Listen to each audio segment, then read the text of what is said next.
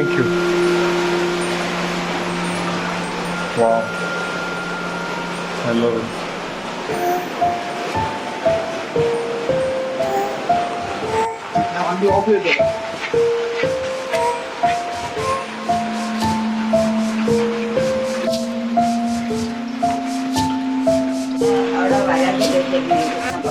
Thank you. ഞാൻ മനസ്സിലായി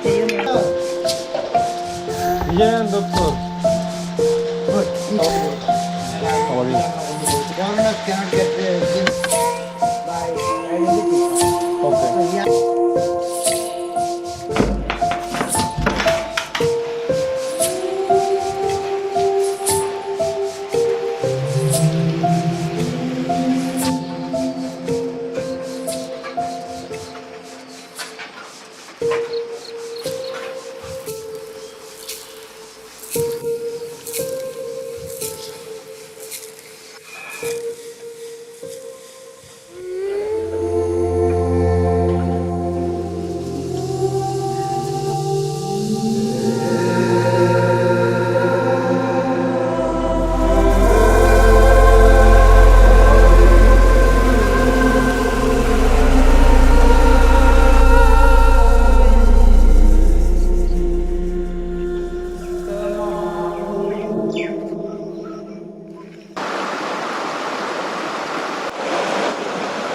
It sounds terrible, you see, that everything is going to die and pass away, and here you are, thinking that happiness, sanity, and security consist in clinging on to things which can't be clung to, and in any case there isn't anybody to cling to them.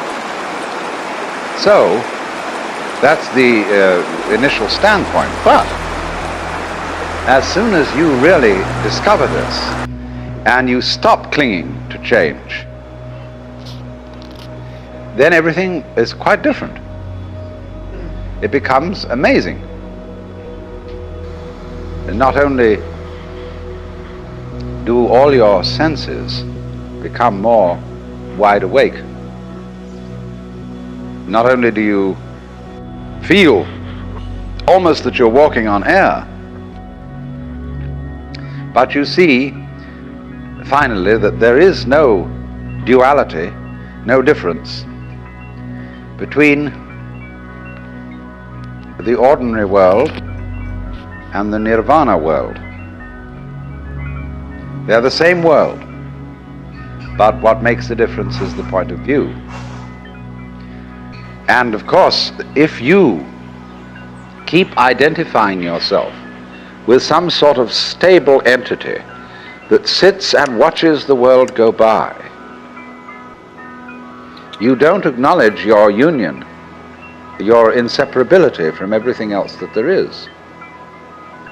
You go by with all the rest of the things, but if you insist on trying to take a permanent stand, on trying to be a permanent witness of the flux, then it grates against you, and you feel very uncomfortable. But it is a fundamental feeling in most of us that we are such witnesses. Morning. We feel that behind the stream of our thoughts, of our feelings and our experiences, there is something which is the thinker, the feeler, and the experiencer. Not recognizing that that is itself a thought, feeling, or experience, and it belongs within and not outside the changing panorama of experience. It's what you call a cue signal. It is a cue signal when a composer arranges some music and he keeps in it a recurrent theme, but he makes many variations on it. Or more subtle still, he keeps within it a consistent style. So you know that it's Mozart all the way along, because it sounds like Mozart. In Hindu music, they do have something called the drone. But in Hindu music, that drone represents the eternal self, the Brahman, behind all the changing forms of nature. But that's only a symbol. And to find out what is eternal, you can't make an image of it. I am willing to change. I am willing to change. More conducive to liberation. Beautiful. To remember that the thinker or the feeler or the experiencer and the experiences are all together. They're all one. But if out of anxiety you try to stabilize, keep permanent the separate observer, you are in for conflict.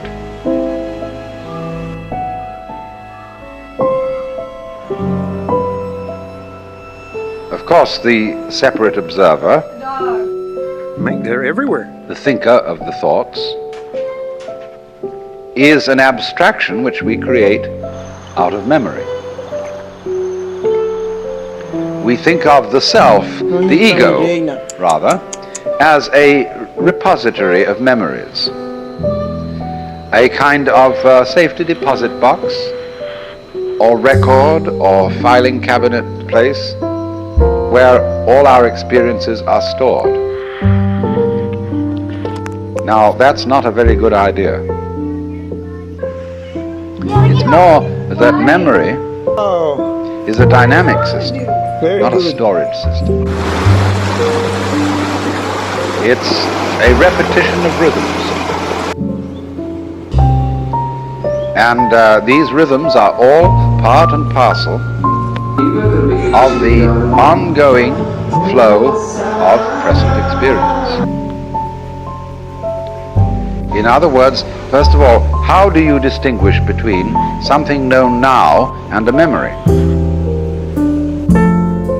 Actually, you don't know anything at all until you remember it. Because if something happens that is purely instantaneous, So, this is what I'm talking about. if a light flashes, or to be more accurate, if there is a flash lasting only 1/1,000,000th of a second, What is the root cause of neuroplastic pain? Why do our brains make this mistake? What is the fuel that keeps the pain going? Miedo. Mellito, fear. you probably wouldn't really experience it. Because it wouldn't give you enough time to remember it.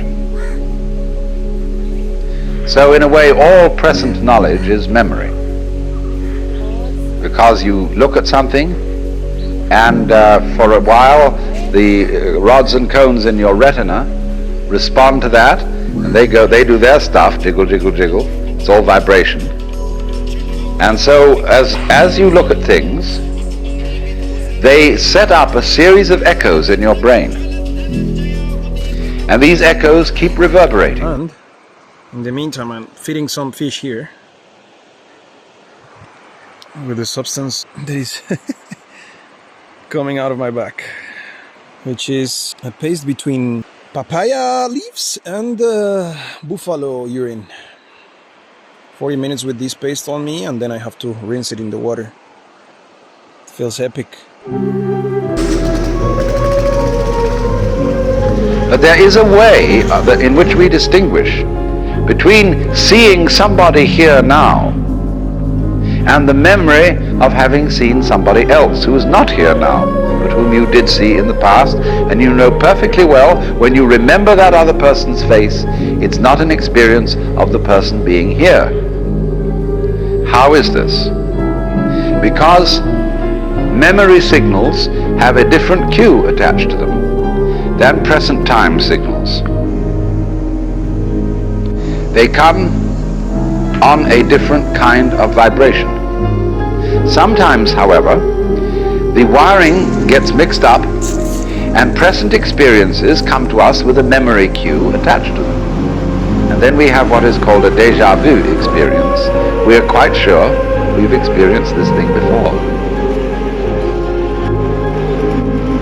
But the problem is that we don't see, don't ordinarily recognize, is that although memory is a series of signals with a special kind of cue attached to them so that we don't confuse them with present experience, they are actually all part of the same thing as present experience. They are all part of this constantly flowing life process, and there is no separate witness standing aside from the process, watching it go by. You're all involved in it. Now, accepting that, you see, going with that, although at first it sounds like the knell of doom, is if you don't clutch it anymore. Splendid. That's why I said that death should be an occasion for a great celebration. That people should say, happy death. And always surround death with joyous rites, because this is the opportunity for the greatest of all experiences, when you can finally let go because you know there's nothing else to do. Well then, in Buddhist philosophy, this a sort of annihilation of oneself, this acceptance of change, is the doctrine of the world as the void.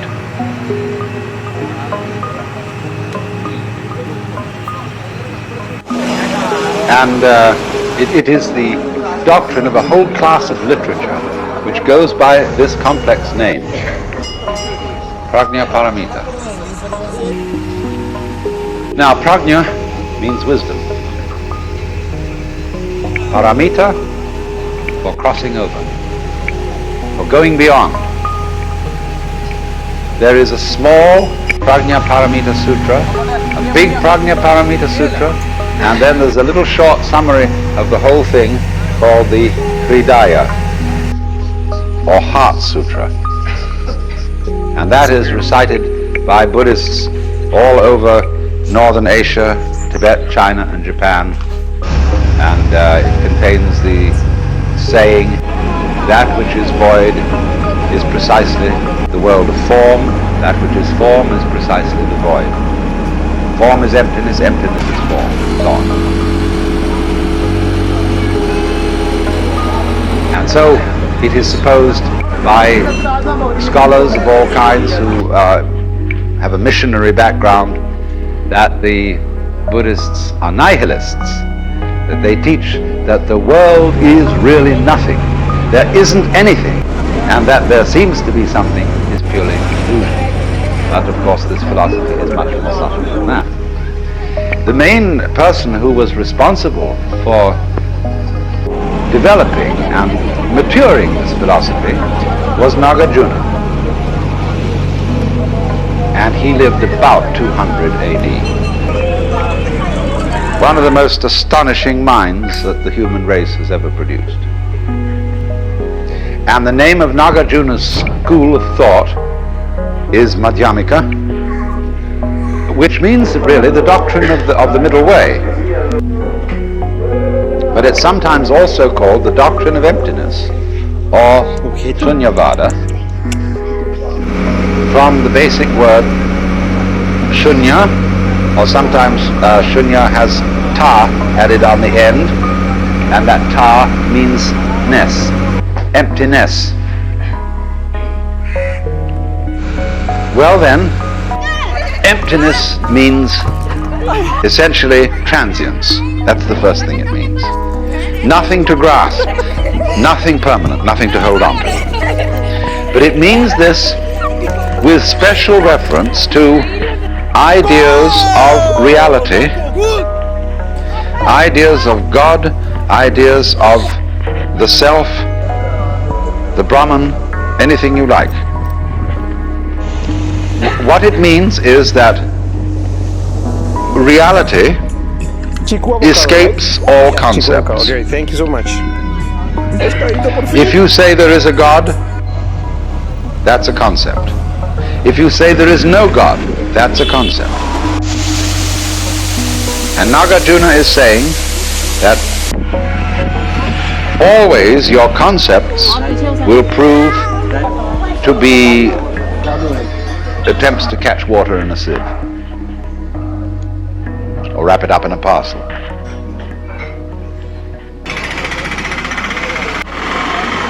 Gathering. So he invented a method of teaching Buddhism which was an extension of the dialectic method that the Buddha himself first used. It can be done with an individual student and a teacher, or with a group of students and a teacher. And you would be amazed how effective it is when it involves precious little more than discussion. Some of you, no doubt, have attended tea groups, blab labs, in which people are there and they don't know quite why they're there, and there's some sort of a so-called resource person to disturb them. That is to say, the teacher gradually elicits from his participant students what are their basic premises of life. What is your metaphysic? In the sense, I'm not using metaphysic in a kind of a spiritual sense, but what are your basic assumptions? What real ideas do you operate on as to what is right and what is wrong, what is the good life and what is not? What arguments are you going to argue strongest? Where do you take your stand? The teacher soon finds this out for each individual concerned, and then he demolishes it. He absolutely takes away that person's compass. And so they start getting very frightened and say to the teacher, oh, all right, I see now, of course I can't depend on this, but what should I depend on? And unfortunately, the teacher doesn't offer any alternative suggestions, but simply goes on to examine the question, why do you think you have to have something to depend on? Now, this is kept up over quite a period, and the only thing that keeps the students from going insane is the presence of a teacher who seems to be perfectly happy, but is not proposing any ideas. He's only demolishing them. So we get finally, not quite finally, to the void, the shunya. And what then? When you get to the void, there is an enormous and unbelievable sense of relief. That's nirvana. Phew, as I gave a proper English translation of nirvana.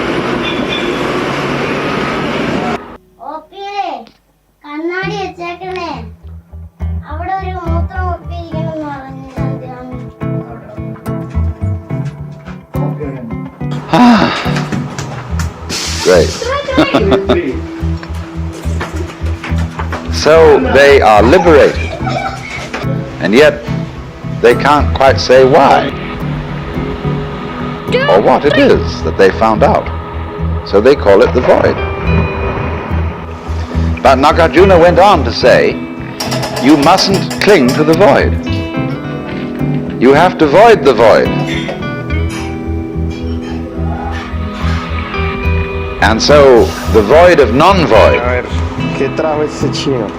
is the great state, as it were, of Nagarjuna's Buddhism. But you must remember that all that has been voided, all that has been denied, are those concepts in which one has hitherto attempted to pin down what is real. In Zen Buddhist texts they say, you cannot nail a peg into the sky.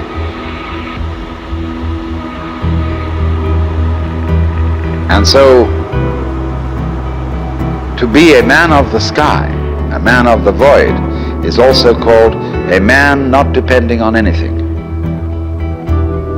And when you're not hung on anything, you are the only thing that isn't hung on anything, which is the universe.